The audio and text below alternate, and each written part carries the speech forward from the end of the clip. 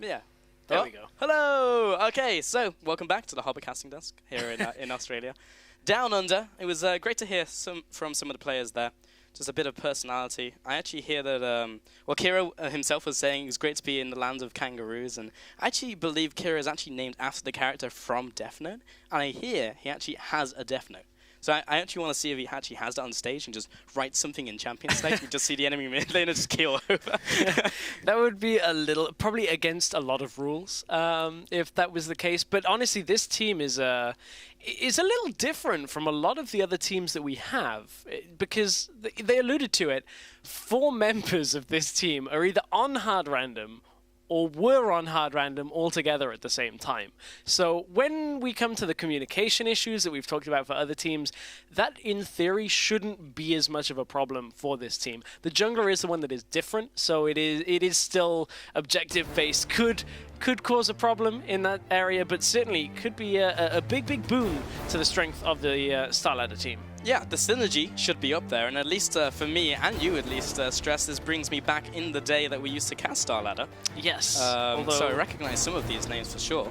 Although, I'll be honest, the setup is very different to how we used to cast Star Ladder. It used to be in our bedroom, Stress, when we were just in different parts of the UK.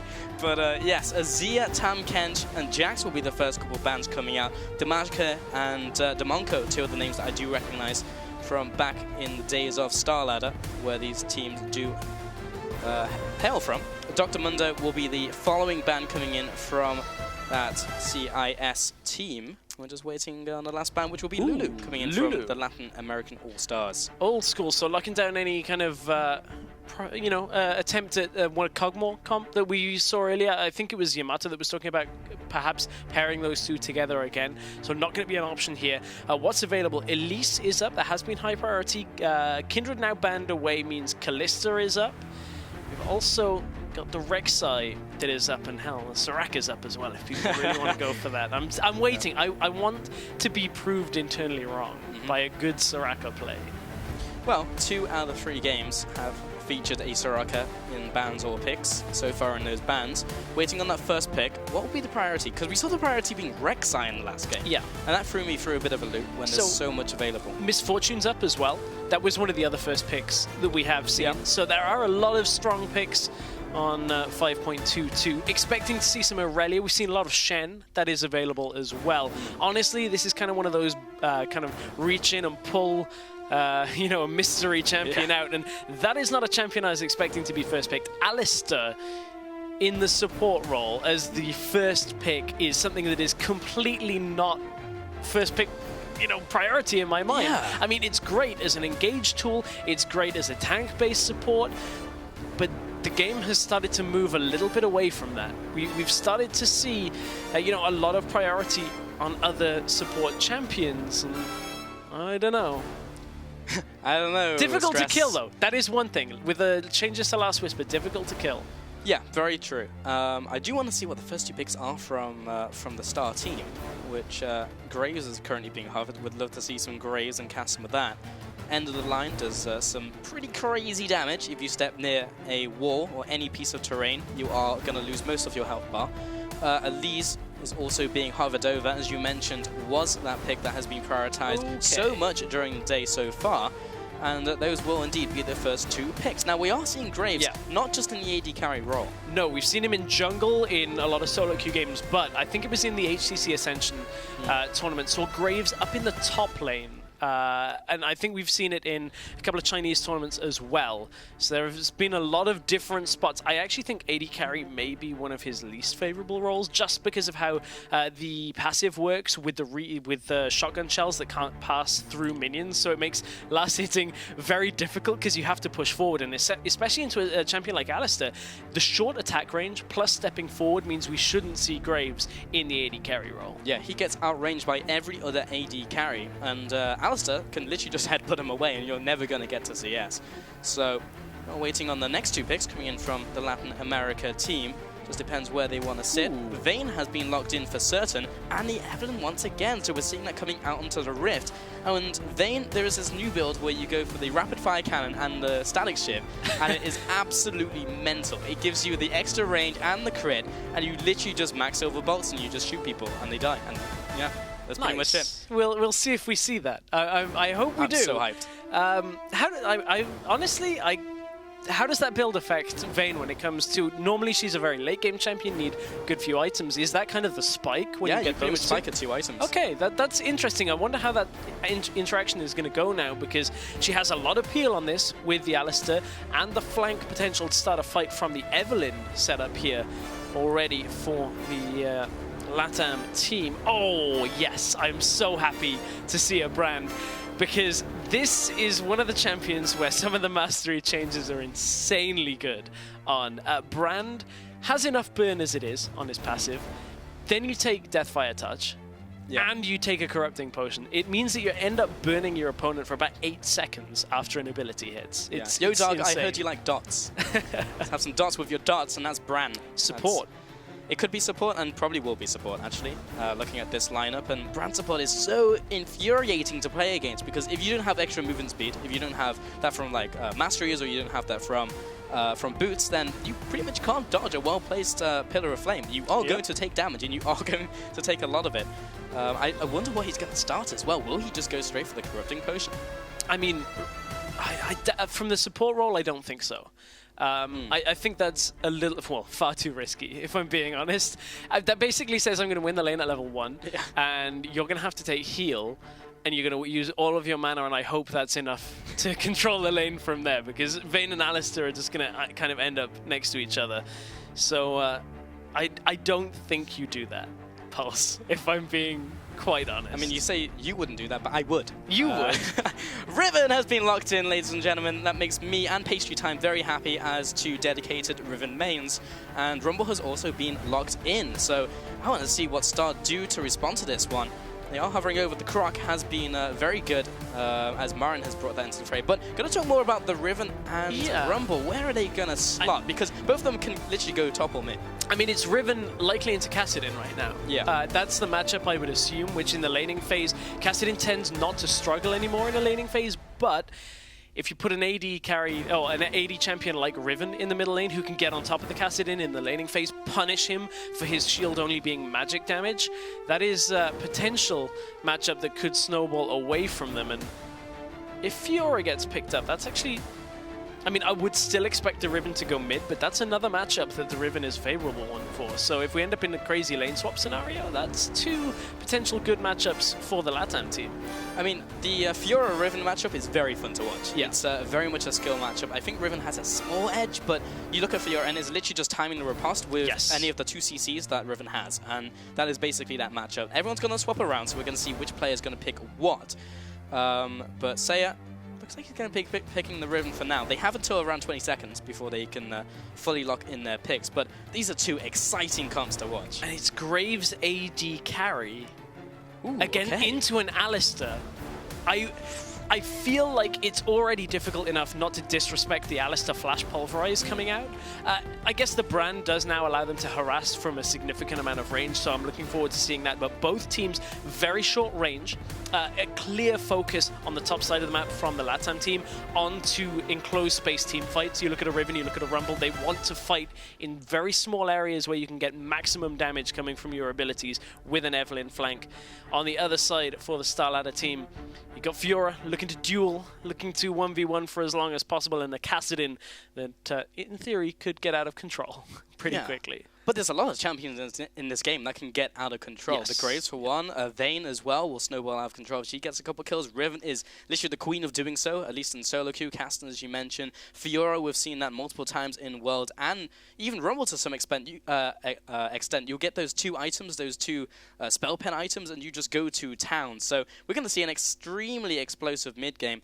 I really want to keep my eye on bot lane as well. There's just too much to watch. I just need more monitors, more eyes, more everything. More everything. I mean, we did start seeing Brand support. It was tried at Worlds. I think it was IG, perhaps? Reaching back into my memory, it was one of the LPL teams pulling that out. And it was okay. It wasn't amazing. Typically does well against champions like Tom Kench, who you want to burn through a lot of their health and don't have the sustain. Against Alistair, you're going to force out a lot of heals from the Alistair, so that is one thing to keep a track of. Well, we are about to get into this game. It will be the Latin American All-Stars versus CIS All-Stars, hailing from that Star League. which team is going to come out superior here. LATAM looked very good earlier on, as we saw them in one of our earlier games. And this is the first we're seeing from CIS. What do they have to offer? Well, Kira has not written any names in this Death Note so far, so we're actually going to have a 5 versus 5. I mean, that's just kind of cheating.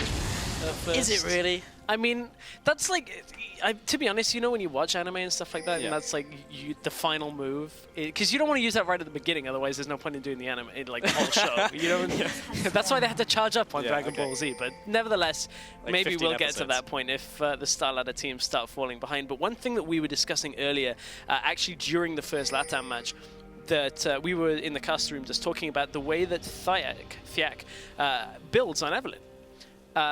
Or at least Evelyn builds in general, and the way that an early corrupt Hunter's Potion came out, that's not going to get annoying.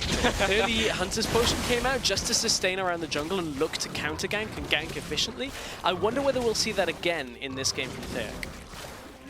I just realized that was a conversation we were having. That's what I mean. That's why I said it was a conversation we were having. I mean, I like that it plays now into this, and I'll give you a lot of the credit for it, boss. It was, you know, you were bringing up the thinking, so there we go. I was looking at you and like we were having this conversation. I was just like, oh, was that a spawn or something? I guess it was. That was really smart. I was like, wait a minute. Yeah, that was you, Pulse. You were talking about that. I was just listening. I figured I'd try and kind of set you up for that one, and you're just like, Went oh, wait, right that was over my me. head. Man, I said something smart for once. Yeah, unreal. I was not expecting that to happen. Mid lane, it's going to be that Riven versus Caster matchup. So as you mentioned in Champion Select, the Magic Shield, not going to help you too much against Riven, who deals pure physical. Has gone for the Triple Pot and Longsword, and the Hunter's Potion has already been picked up. So once again, Thiak has gone for that item build. And as you mentioned, it looks like he'll be going for those heavier ganks. And the first game, it looked like he was just trying to snowball that Jax. There is no snowball Jax in this game, but there is a Riven. Yes. So I want to see how many times he goes into that mid lane now with the Hunter's Potion. Yeah, there is a Riven that is pretty much a key thing. But against a Kassadin, if you don't kill him before 6, you're not going to kill him in that matchup. There's not enough crowd control and burst to actually shred him down once he gets Rift Walk available. So they're going to have to make use of that fairly soon. For people that maybe aren't as familiar with the Hunter's Potion, every time you kill a large monster, it will regain a stack. So it is a refillable potion just by jungling. Yeah, super refillable. Yeah. It will keep you sustained literally for all of your jungling needs. Magica looking for a gank into the bottom lane on Elise. Lex heading forwards, has kind of given up the game just a little. White Lotus trying to put some damage on to the Elise. Demonco gets the stun off onto Arcee. But Lex is there, just trying to farm away, just giving an extra bit of breathing room to the Graves, allowing him to get some of that CS. And actually right now he is slightly ahead in that measurement. Yeah. Heading into this bush, places down the ward. I actually don't know if that would have spotted Evelyn. I'm going to go with no, since he's staying around. Great knockup. The flash into the combo. And that would be the flash coming in from Brandt. Looking for the flash from Lex as well. Has already popped the heal. Turns around, blasts them with the auto attacks. And Demonco will head back into this bush. Actually going to hold for a second. Actually did not see that ward go down, I don't think. Lex will take the damage coming in from the Silver Bolt. The blast back with the Condemn as well. Damashko was thinking of going for a gank, but that has now been warded up in that bottom bush, so we'll be heading back into his jungle. A lot of action in the bottom lane so far, but the minion count has just evened up just a little in the bottom. I'll say in that little engage, I mean, brilliant knockup. That's what this Graves brand lane is going to struggle against. The distance, the spacing in the lane is so difficult against an Alistar, but now his flash is not available. So that means that that's not going to happen again anytime soon. Double laning mid lane as Damashka's like, well, you're a Riven, I need to get my Kassadin to 6, I'm just going to sit here. I like it, just get Kassadin through safely, allow the recall. Very interestingly, and obviously against the Riven you want to take Exhaust in general. No teleport on Kassadin, a big departure, and this is again, you cannot let that laning phase snowball away from you because of the presence of Rift Herald. If a Riven all-ins and gets the kill, teleport's going to be nice just to get around the map, but the Rift Herald onto a mid laner or a top laner is just too much to actually deal with. It's such a big deal because the local goals you get from towers now is so massive. If you take that tower before your opponent, before they can get that down themselves, it's so much. It's like getting almost a double kill. Actually, more than a double kill. And that's, yeah, it's difficult. But bottom lane once again, Lex is actually holding his own despite the short range of Graves. As his mini wave resolves though, White Lotus will have a slight advantage. Back in the middle lane, putting down a bit of damage onto Kira. He's not going to pick up the kill. Just trying to give Seiya a little bit of help. But this Riven matchup in the middle lane is essentially even. Has the level 6 advantage, and he's going to capitalize on it. Trying to get in with the combo. Didn't quite get the execute combo off. Waited just until the exhaust had gone down so he could use the wind slash. Just needed one more spell, one more auto. That would have been enough, but that will send Kira packing for now and force Elise into mid lane. And again, if that wasn't the exhaust, that was a kill. Yes. 100% kill in that situation. So again, we're moving back to a metagame where summoners are more important than just teleport. So I'm happy to see that, as it does allow for a little bit more exciting play in the lanes. And speaking of the lanes, top lane that we are looking at, Smurf is doing a good job. He is ahead of the Rumble, but Alior's time to shine is not this early in the game. You need to wait until he's got at least some extra magic pen. Look for the teleport plays with the equalizer. That is when the LATAM team are going to want to fight. And at this point, they're just waiting out the game. Yeah, not a lot has happened in that top lane, honestly. This has been a lot of farming. Smurf is pulling ahead in CS, just ever so slightly, but neither of those top lanes have gone back yet. Helior hasn't even felt pressure enough that he's had to pop a second potion. And Smurf will finally be going back to base. Actually, Helior's going to get a fair chunk of damage onto this turret while Smurf goes back. He has to teleport. I do wonder when he's going to use that teleport to go back up. White Lotus taking punishment from Lex, but will Smurf walk? He's heading back to base. He's a little bit undecided. Yeah, he's walking. He's walking, okay. He's walking. I like that play because you have to now anticipate when the equalizer is back up. You have to anticipate the Rumble teleport. And at this point, if Smurf can't make that fight, he realistically can't push down the tower without Rift Herald. Fiora with Rift Herald is one of the most scary things I think I can think of for a top lane right now.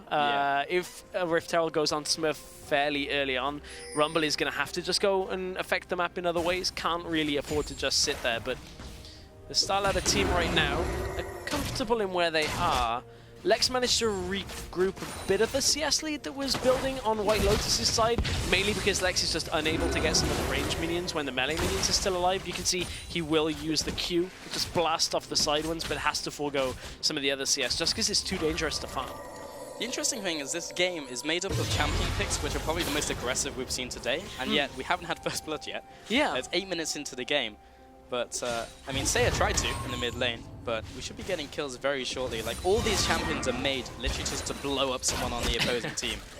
And Lex started to, looking for an engage. He is level 6 over the 2 level 5s of White Lotus and Arce. And Demonko continuing to be annoying, continuing to be a pest as Brand. He's gone back yet. No, he has. He's gone for the second upgrade of the Frostfang. And White Lotus will carry on farming. So, basically, we're just playing Farmville at the moment. Yeah, at this point, that is the case. I mean, that benefits Evade. She's going to be fine. Smurf is potentially in trouble. Flash is the equalizer. So that is the end of that one. But that is the flash used now may even force the teleport, because Smurf is going to have that wave pushed in towards him in the top lane. Bottom lane, there is a trade. And the line comes out. That will be the stun coming down onto White Lotus. He'll flash away. Lex taking bit of punishment from the Pyroclasm back onto the minions, and gets that 21 gold. Hitler in the top lane though takes another turret shot. Fayek actually had the grand challenge on top of him from Smurf. They still want this kill, but they are too low. If either of them take a tower shot, they will go down, and that could be converted into a double kill for Smurf, which is not what they want. Kassadin's roaming up. He can clean this up. He's looking for it. Kira putting down the damage, gets the W on, and the ultimate as well for the first blood. Cleans up the Rumble. Meanwhile, Fayek was able to get out scot-free, going back to base. So the first blood going over to the God of Death in the mid lane on Kassadin is actually quite a big deal. I really want to see what happened top lane. I mean, you look at the situation that Smurf was in. We saw a brief glimpse of Smurf on half health backing away to his turret. Then the next time we see it, Rumble and Eve are both under half health, and Smurf is still alive. Yeah. That looks like Smurf put up a massive fight under the tower, or it was a misplay by the LATAM team. But Kira, at this point, no teleports on either mid lane. That means Kassadin wins the roaming game every single time. I mean, Seiya didn't even try to go top. He went into the bottom side of the map and tried to contest just in case. CIS decided to go aggressive down there, but actually didn't in the end, so his roam did essentially nothing while Kira went to the top side. We're going to see that one once again. It's Smurf's heroic defense under the tower. So what happens here? Just miscommunication. Thiac goes in, takes so much damage, and Helio finally goes in, doesn't quite follow up. Miscommunication all the way around there from the LATAM team, and they know at that point they can't really afford to go back in. So nice play by Smurf to just hold this composure, but that was mainly just LATAM not being on the same page. Yeah, Thiac didn't even stick around. He was like, see you later, mate. This is now you. Helio is taken down by Kira. Kamashka putting down some wards, and this will be the Dragon attempt by CIS, but LATAM, they're completely blind to this, and this will be the first Dragon of the game going down. Not super significant as the game goes on, but still is a nice advantage to have. And you can see the difference in communication here. The orchestrated play bottom lane by the StarLadder team and the whole top lane compared to the LATAM team, who these are from different teams. We talked about the StarLadder being 4 members from Hard Random, or previous Hard Random. So Arce goes in. Demonco taking a lot of damage. We'll have to flash away. The crit coming into Lex. That will be the kill from Thiac onto Demonco, evening up the scoreboard real quick. And Salik's Ship has been the first item from White Lotus, so they will be pushing down this turret. Is he going for it? I hope Is so. it going to be the We have build? no indication just yet, as he hasn't gotten any other components, but after taking this turret, he should have enough to go back to base. We'll see. There's still time. There is still time for the rapid fire cannon Static Ship. I believe in the build pulse. I look forward to seeing it, which could be the point at which, for once, Vayne is actually a valid AD carry in the early game, or at least mid-game that we're getting into. We're about 12 minutes into this one. One of the first towers is about to go down in the bottom lane as well. So LATAM's still hanging on here. But the StarLadder team in that bottom lane, that has really been one of the only issues so far in this game. And I feel that maybe is a little bit harsh. But they picked themselves a very non-standard and a difficult-to-play bottom lane. Short-range AD carry with a funky reload mechanic that can't farm as easily as he used to. And then an off-meta support that likes to deal a lot of damage, but against an Alistar and can't. It's a weird one. They kind of picked themselves into a corner, but it hasn't gone too badly for them just yet. Yeah, I didn't know what to make of it. I just didn't know the lane was just gonna completely collapse, but they took the tower in the bottom lane. That's now even better. I mean, the theory behind it is they do have a fair amount of burst when you look at the damage that comes from a Brand and a Graves, if you can get the explosion off the wall. But the LATAM team just haven't really been in the position to have that happen, because every single time there's been an engage, it's either been from an Evelyn gank or a Flash Pulverize coming in the middle of the lane. And that is the key thing, is if you can't get that instant explosion coming from Graves, you just walk away. You get out of the T and you don't take the follow-up damage. So that's that lane in a nutshell. Like, Demonco, literally, their engage potential is so conditional and situational, where he has to land the stun for them to follow up. Otherwise, nothing happens at all. So, I mean, still they help their own, which is fine, but we just need to see what the Graves can do throughout the rest of the game, because it's really reliant on someone messing up from LATAM. And Arce, speaking of that, saves over the wall immediately with the exhaust coming through. Smurf will be heading back to tower. Took a bunch of damage, but the riposte blocked most of it. Lex now coming in and heading towards this wall. He will be doing a bunch of damage with the end of the line. Meanwhile, coming back into the fight will be Saya on that Riven. Kira now turning around, will have to use his ultimate to get away. The Rift Walk immediately finds Helior though, and he is going to town onto Lex and also Kira. A 3-0 over to the LATAM team. The StarLadder team just do not have the point in the game where they have enough damage to clean up these fights on the Cassidy. Still need a little bit more time before they can do that, and the LATAM team have a fair amount of damage with this Riven, with this Rumble who came in to clean up the tail end of the fight, but it was a weird position because Vayne came down through the jungle, and Arce took enough time from the StarLadder team to just force the fight to go longer and longer, and more people from LATAM just ended up joining, and that was the way that they were taking it down. That went to Evelyn. Thiac taking the Rift Herald. It's not the worst thing in the world to have it on the jungler, but it's certainly less optimal than somebody who's going to sit in the solo lane. This was the beginning of the fight, so Arce takes a lot of time here to actually even drop low. Great riposte, by the way, from Smurf, otherwise he was 100% dead. At this point, Lex, look, he's trying to get in and deal damage, but he gets pulverized. Again, it's a short-range AD carry into an Alistar. He will get hit by that, and the rest of the LATAM team just come in to clean up. Gotta say that the damage was juggled so well by the LATAM team, by the way. Like, as they all split, literally, he tanked so much damage as the Star team believed they had the pick there. But, I mean, Alistair's always going to be Alistair. He's always going to have the unbreakable will. Lex clearing out these minions here. So, that was just a bit of a misplay. And just believing he had a little more than they had. The other side of that is using Grand Challenge on an Alistair. I mean, yes, you get increased damage from hitting the vitals. The thing about that is if you don't get the kill, Alistair is obviously one of the more difficult champions to kill. You don't get the heal, you can't stay in the fight. So it is risky making a play like that, to go onto a tank with the Grand Challenge if you aren't 100% sure you can kill them.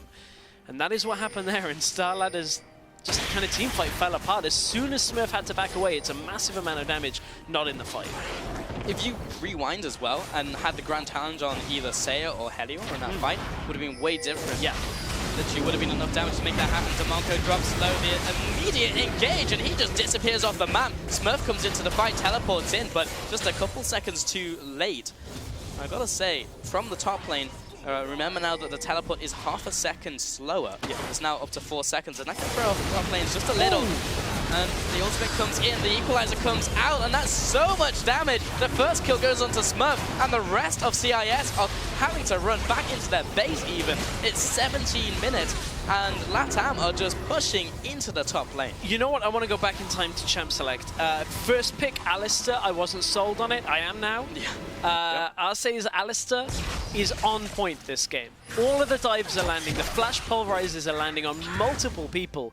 And it's clearly a valuable first pick here for the LATAM team. I actually think it's something you have to start kind of thinking about. Do we want them having this dive potential with a team like this? Because if you are making those proactive plays, if you are continuing to dive turrets, then you can snowball a game pretty effectively. The problem is we have seen every single game today start this way and get stalled out just through needless fighting sometimes.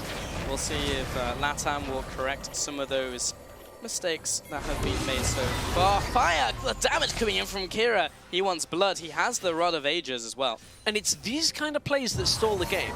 Thyak taking a random route, going over a catwalk that, yes, they had a ward on the catwalk, but around the top side of that jungle, you didn't have anything. There was nothing to spot anybody coming over from Wolves, and that means the StarLadder team now are looking for their second dragon of the game. Yes, it's only number 2, but again, it's slowing down the lead that LATAM have. Yeah, Dragon's going to reset real quick, but CIS should be able to get this. That goes down. But if LATAM win this game, by the way, this will be the 4th game in a row Blue Side has won. Is this still a coincidence, Yamato Cannon? Still? I don't know. But Blue Side... there was a lot of disdain in that. It was such a bold comment, but... Almost like when we opened the day with the OPL casters talking about Soraka and jabbing at me for a little bit. I'm like, I haven't seen it yet. Who's 100% pick or ban in this tournament now? Soraka boys. But, Kira deciding to recall in the middle of lane. Ballsy decision. The Wolf now be heading back. The Vision War continues, taking out that ping. However, the red was taken by White Lotus. And lo and behold, take a look at that build. Stress. There we go. It is complete. I love it. All about the empowered auto attacks. We mid-game now, boys. Saya on Riven, Rumble, the mid-game power spike of the Vayne build. Fantastic. I love it. It's great. It is great. Has I've nothing more to say. Yeah, I really want to see this in action. That's the thing. It's I love getting to see some Vayne, bit of Vayne spotting, but thus far there has been no points. Yeah, at all for White Lotus. He's just too good. Well, so far, he just goes like, just stays at 6 assists and goes like 0, 10, 6. I hope so. Like, I want to see. That is some damage. That is some damage. That's some damage. Some meaning more than none, and a little bit short of a lot. But, oh, Saya going deep though onto Lex, jumps after him and picks up the kill at the cost of his own life.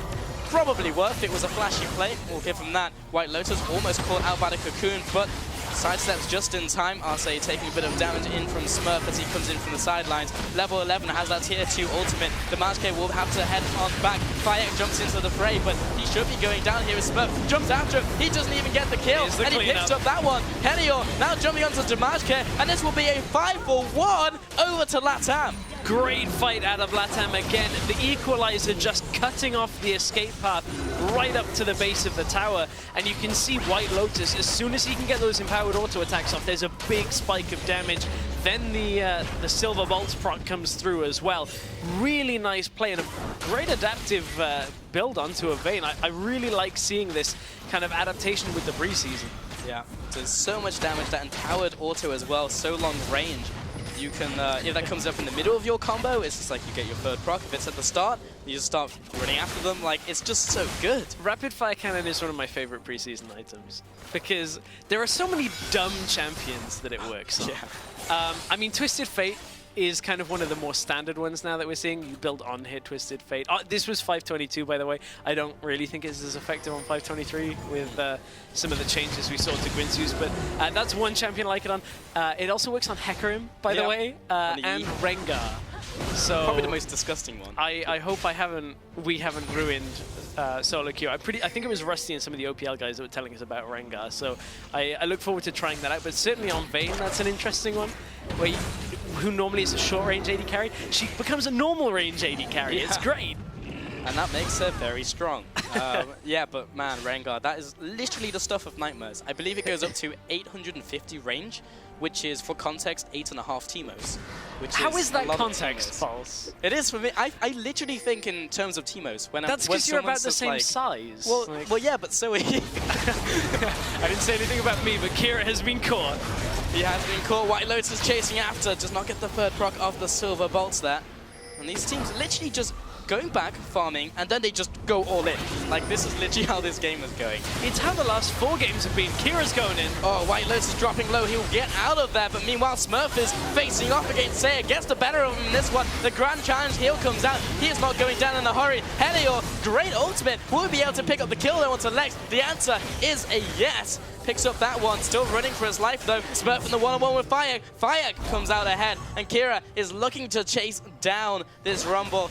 This is, yeah, literally a lamb caught in the crosshairs of a very angry Kassadin. Mid lane though, Arcee and White Lotus is taking down this turret, because why not? So I think net gain over to LATAM. Yeah, absolutely. I mean, White Lotus didn't die, managed to kite back at the beginning of that fight, and that fight spanned all the way from mid lane up into top lane. The entire jungle was the battlefield for that fight. Very spread out, difficult to keep on top of everything that happened, but the key thing is, again, Helios' ultimate. Hitting like 3 people in an enclosed space in the jungle is just enough to decimate the Star Ladder team, or at least a lot of their health bars. You could see that Helios didn't have a Zhonya's Hourglass. Of course, that recipe price increased on 522 to a considerable amount. It's like 1100 right now, which when it was 500, you used to be like, great, got my components, I'll farm 2 waves, come back.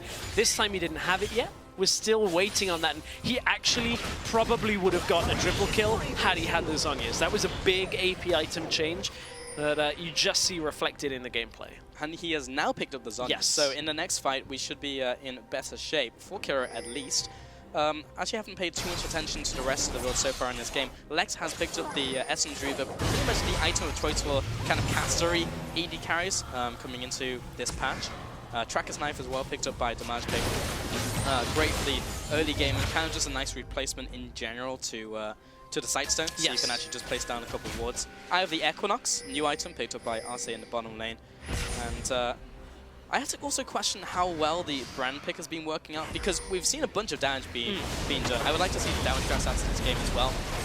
And also in lane it was okay, but he's now 0-5, usually being the one to die in these fights. Gonna shut up for that one for a second as the engage comes out. Once again, another fantastic ultimate coming in by Rumble, and that will disengage the fight just for now. Lex was the one taking the brunt of that damage. Now LATAM will head back into this mid lane. CIS also just on the retreat. And the Riven ultimate does not do a lot of damage against people who are full health, but the Kassadin W will. However, with the Rumble ultimate down, LATAM have to be careful here. They can't really afford to take the fight unless, man, they chunk Demonco's health out. Demonco, by the way, has completed Frost Queen's Claim, which is an item that typically does not get completed for a very long time. Kira goes in! He does get caught real quick, but he still has the Zhonya's. Remember, Demonco has to flash away, otherwise he would have been dead meat for LATAM, as they are looking for the chase. Riven's on the front lines here. And that's another summoner spell burn. Actually, a lot of summoners there. Ignite, Flash, Heal burn away from the Star Ladder team. And now LATAM will turn back onto Baron.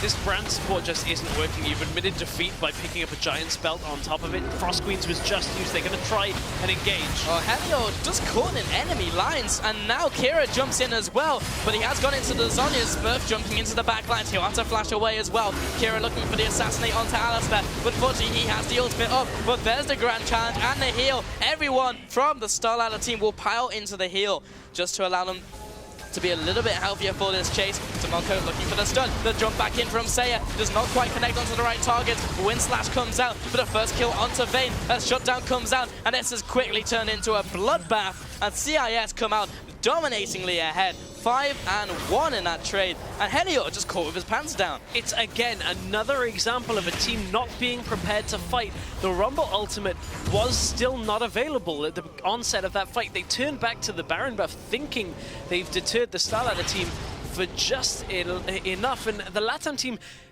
why all in the Baron there? Why go for that? Because at this point, you know you're significantly far ahead. You know that you have the lead. You've got the extra damage. Why give them the opportunity to get kills onto the Kassadin?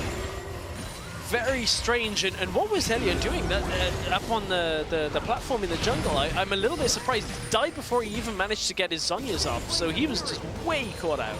Yeah, I'm not really sure. I think he was trying to get vision, maybe deep vision by himself, but as a priority pick and Rumble coming into these fights, you need to be in the back lines. Sacrifice Arce for all they care, really. I mean, Arce is usually fine. He had his ultimate still available, so he would have been good to go. But still, we'll see what happens in this next fight. Dragon is still up, remember. And the first two have gone over to CIS.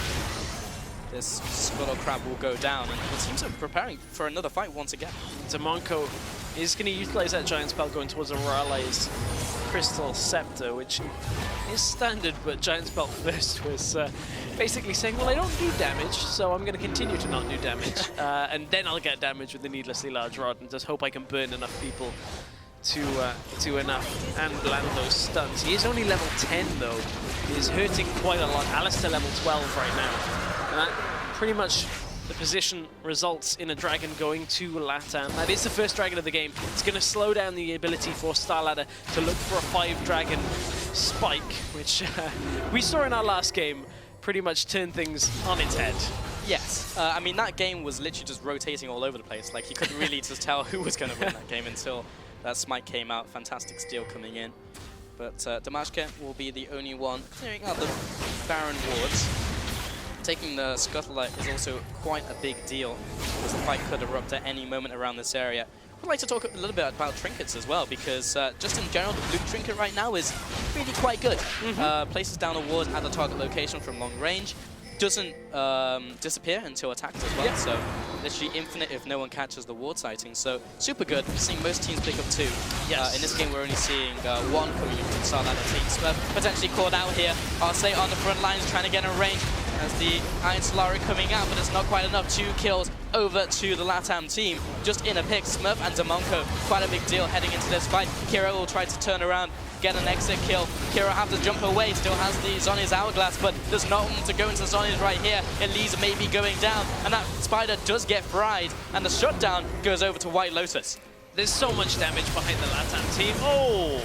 Going back in once again, Fyac did not even go down, and Lex, yeah, he's got burst, but White Lotus had even more. Triple kill coming down, the triple item AD carry, 5-1 and 11. That build is definitely paying off. I mean, I can see what they were trying to do there, but they're just 2 people, 2 squishy champions at that point, trying to go aggressive onto 5. Not gonna happen. That's the Baron going over to LATAM team, and you know, you were talking a little bit about trinkets, and that was actually something that I'd be really interested to see different team dynamics. In some of the Chinese tournaments, we actually saw 4 blue trinkets and 1 red trinket, which I think is a little overkill. I think we're going to start to see the progression of probably 3-2 when it comes to red trinkets and blue trinkets, or 1-2-2 with 1 yellow trinket mixed in there.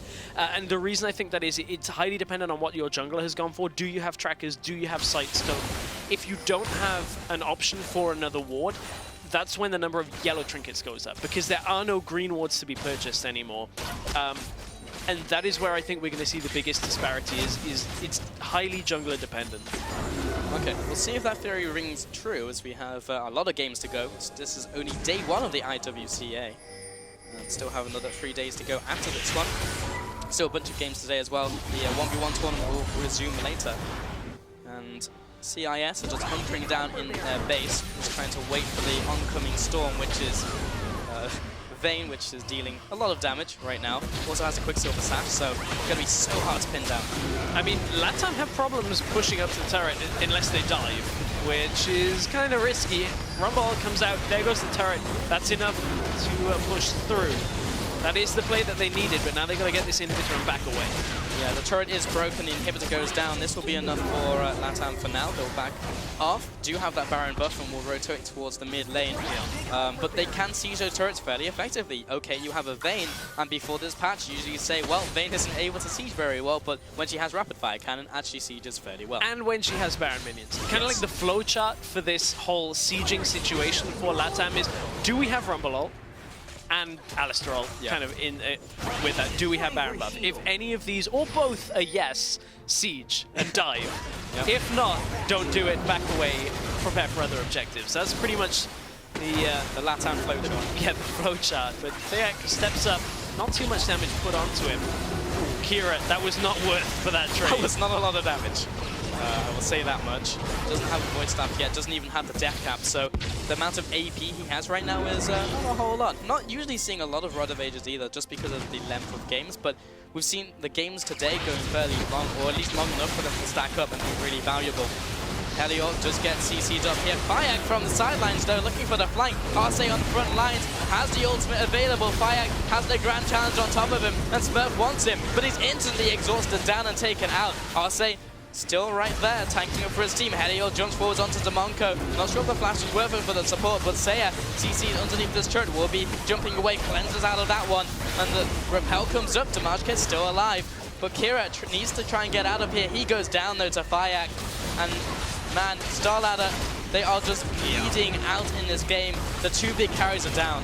LATAM are looking to push in for the win. Another double knockup by Arce. They're actually going to pull back by the looks of it, play it a little bit more conservatively perhaps than they need to. I mean, okay, Smurf is up soon. Pink Ward stays. Well, I mean, it's a risky one. The rest of your team are recalling. You don't want to is there any reason to try and finish right now? I mean, no. it would be ending the game, but if there is the slightest chance of it going wrong, then why not just back away? The result is going to be the same regardless of when they fight again. Perhaps. I feel like with a pick, they probably could have looked for more. They are I think so too. So far ahead that it's a possibility. I want to pick up on something, talking about Rod of Ages, actually, that I actually agree with Yamato on, something he's been talking a lot. The AP item reshuffle on preseason patch, where they all got kind of cost increase to kind of compensate for the cost decrease and adjustments that came earlier. I actually feel like Rod of Ages is a pretty strong item right now when it comes to mid laners specifically, and not to the point where you just build it on everybody, but the champions that do use Rod of Ages are going to be very strong. I pretty much tie into Yamato's point on that. Like, we're going to see a lot of Kassadin, I feel like, on this patch. Yeah, I mean, when it's fully stacked, it has crazy efficiency. Yeah. Like, not quite Quincy's levels of efficiency, but up there. Like, really, really good. But yeah, once you can get that stacked, it is pretty damn good. Mid lane, actually no Tiamat picked up from Riven. We actually do see kind of one or the other. You see like the Tiamat build or the Black Cleaver build, because you rack up stacks so quickly on multiple targets with all your broken wings. Like there's so many ways to do that. But it does not allow you to get the animation cancels in from some of the combos, which is a little bit annoying, but still, it's fine as like more of a team fighty build. I'm still hesitant on this Graves. in the AD carry role. Starladder are going to look to set up a pick. They only hit RC with the stun, so that is not the target you want. That's an Alistair. He's just going to throw on Unbreakable and just kind of just stand there. I feel like there's been a lot of focus actually from the CIS team onto the Alistair in this game. Smurf was going one-on-one against Fayak, did not get the better of him in this duel. Fayak jumping onto Dimash, but he will be jumping away. There comes the Rumble ultimate once again, just zones them away back into their tower. Kira jumps in, tries to get the kill onto White Lotus, doesn't quite get it. The shutdown comes in onto Saya though, and this is looking like a better fight coming in for the CIS team. And they should be able to pick up Helio as he comes out of that Zonias, and then indeed they do. A 2-for-2 is good enough for now, but they have to play tower defense because all of these minions are doing so much damage to that tower. Yeah, they're going to clear them out though before it actually takes it. Very weird choice in this situation. I mean, the LATAM team consciously backed away about 2 minutes ago in a position where there were fewer people there from the Starladder team to actually then get caught up in a fight when the equalizer didn't quite land flush. Yes, it zoned away, but Helio just didn't do much damage with the ultimate, so they really are relying on that to keep them safe. Well, I say keep them safe by killing the enemy. Because best defense is a good offense. I mean, that's the composition right here. Like, it's literally just go in, press some buttons, hope it works out. That's basically League of Legends, actually. I was going to say that actually. Go and press some buttons. Just press buttons. It's great. Like, yeah. Any buttons. But at this point, Starladder, they're hanging on. We're seeing a lot of these games get stalled out. And again, this is something that I expect out of some of the All-Star teams. It's just the communication when it comes to mid and late game shot calling is so difficult. I mean, you see LCS teams struggling with it. Oh yeah, Fayak has found Lex though, will be going into his own Zonias. This is a member of this game who does not own Zonias. Smurf gonna go down actually. White Lotus jumps over the wall, finds himself a double, looking for the triple. He gets that one. That's another kill going up to Saya. And just in the blink of an eye, that actually could just be game. Arce is just gonna start headbutting away Kira. Nice drift walk. It doesn't really matter because I'm just gonna keep headbutting you. And actually there's no minions, so this is gonna maybe take a little bit. But as soon as those minions flood in, this could be game. I mean, that's just decisive calling in the middle lane right there. They knew that White Lotus was exceptionally strong. Kira's trying to hold on with the minions pulling them around, but that is going to be the game ending here. Kira's going to hold on, gets a kill for himself, but it's not enough to keep Starladder in this game. Valiant attempt, but that 5-1 will seal the deal, going over to the LATAM team, securing their first win. I like what their comp was showing us. I like it. A lot of fighting a lot of strength in fighting. If you're going to take random scrappy fights, bring a Rumble. Yeah. Realistically, bring a Rumble. The Fiora wasn't enough to shut him out in the early game. Rumble manages to go huge the entire game, and he wasn't the only one going huge. I mean, credit to the bottom lane duo from LATAM. I actually think they're a force to be reckoned with looking at that. Alistair and the Vayne. I mean, Alistair 0-1-26, Vayne 8-1-15. A lot of those were picked up at the end, but still, a great performance overall. Yeah, in the words of Huni, I love it. Riven and Rumble as well is the composition. This is the Huni comp. Yeah, it just needs a Hecarim in there. What else? A lot of things, but as well. what it did have was the ability to fight and take the fight to Starladder again and again. And as much as they were trying to clean up with the Kassadin, I feel like they were hamstrung by the Brand and Graves a significant amount. I mean, the Brand, yes, they were getting stuns. Yes, Graves was able to do damage, but I felt like that lane pairing fell so far behind very early on that it was so difficult to recover. Yeah, we were a little confused by that lane, but you also have to remember that Alistair was that first pick. Yeah, and Alistair did so much work in this game. As you mentioned, just 1 death and 26 assists was absolutely insane. But that's enough from us. We're going to send it over to the analyst desk to take a look at that game.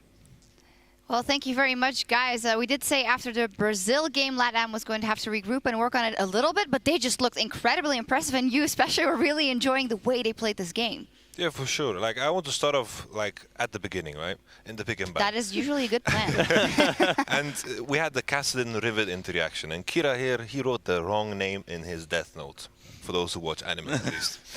He should have put the Kassadin, or they should have put the Kassadin against Rumble, because this is a match we've seen in the past in Korea, and it's super good for Kassadin because the magic shield actually does something, but against Riven, it's so hard. Yeah, and you got to give Kira some credit. He did leave the lane, try and roam around, got first blood up there in the top lane, but I completely agree. And if Worlds taught us anything, is this Fiora-Riven matchup is very versatile, and Fiora is a great mid laner. Just because she has that dash so early on, you cannot gank her, and I honestly feel the same. If they had to set up that matchup in the top lane, sent some jungle assistance up to help Kira out, he was set up to snowball this into a pretty big lead. Instead, just didn't work out that way. And also on top of that, Dimashke on the Elise, he has to do more in the early game. The Evelyn got to farm up and eventually got the item, the first buy needlessly larger, which I thought was hilarious, but it worked out in the end because she was doing a lot of DPS and Elise just fell behind because she is kind of built to be strong in the early game. Yeah, definitely not the Elise play that like we saw it from Revolta, who is absolutely wrecking on that. Evelyn doing all the work. And then the early game, Kassadin, as you said, did get the first blood, got going, but couldn't capitalize on it. And then a team fight happened. Let's get that up on the screen. And I think that is something that we really have to commend.